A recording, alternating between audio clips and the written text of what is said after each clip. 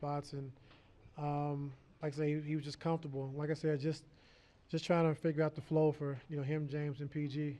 Just how we can keep all those guys in a good rhythm. And so, like I said, I thought he had a good rhythm, and his teammates just kept looking for him and kept going through him, and he was able to produce. Zoo played 42 minutes. I want to say that's probably the most he's ever played under you, I think.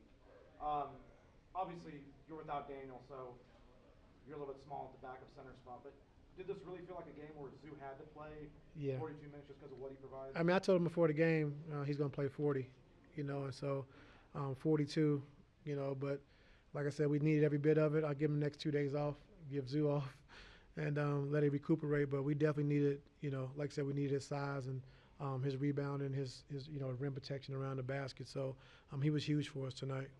14 turnovers. I know it's a little bit more than what you would like, especially how well you guys protected. Well, we had the one at the end. We just took the turnover, But yeah, we had some careless turnovers. I thought in the first half we had 4 turnovers in transition. We could have capitalized and made something happen. And we had one in the third quarter where we could have went up, I think, 15, and then we turned it over. They cut it to 10. So just things like that we got to get better with. There in the fourth quarter, they cut it to 6. You guys responded with a 12-0 run. Kawhi had 2 big baskets and assisted another in that stretch. Can you talk about just how clutch he was at those critical moments in the fourth quarter? Yeah, I think, like I said, getting to a spot, making the right play, got into the paint, got to his fadeaway, got to the basket a little bit, and then, like I said, the running one-hand three he made was huge, and then finding PG in the corner for 3. So just going through, Kawhi the last 6 minutes to try to, bring us home, and he did that for us. James, I don't believe, took a shot through his first stint in the first quarter, but then he went a couple minutes into the second without taking one. I know we've talked about him kind of, being patient and waiting for his time. Tonight, what did you see out of him, even though, his shot wasn't falling and he didn't take some early on? Yeah, I think, for us, it was a nasty flow to the game. I think offensively, like saying, trying to play small and trying to see where we can work it in. And, James didn't get into too much of a rhythm, pick and roll rhythm tonight. And like I said, with Walker being back in a deep drop, it was a little different for us. So, but, James is going to play the game to win. He's not really worried about stats or shots or getting himself going. And, when he's on the floor, like I said, he gives guys easy shots, gets us closeout opportunities. And so just have him on the floor just to, calm us down and, a shooter on the floor, but also can make plays, for our other guys is huge for us. As a team in the first quarter, you shot 62% from the field and got the double-digit lead.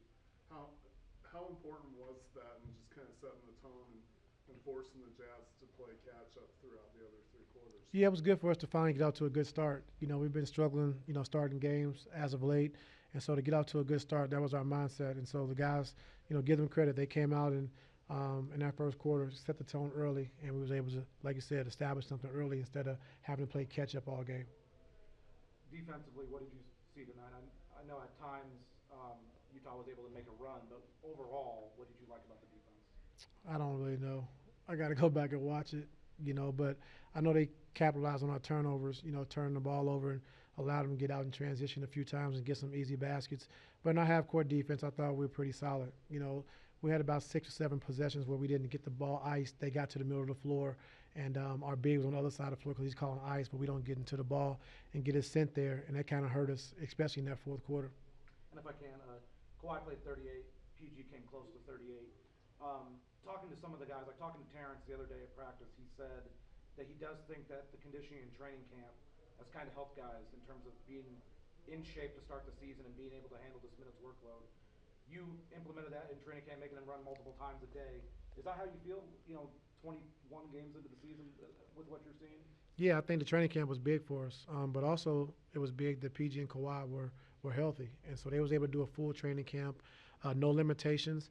And then, like I said, having a good training camp where we actually went hard. We actually did a lot of conditioning to get ready for these type of situations of playing extended minutes when we need to.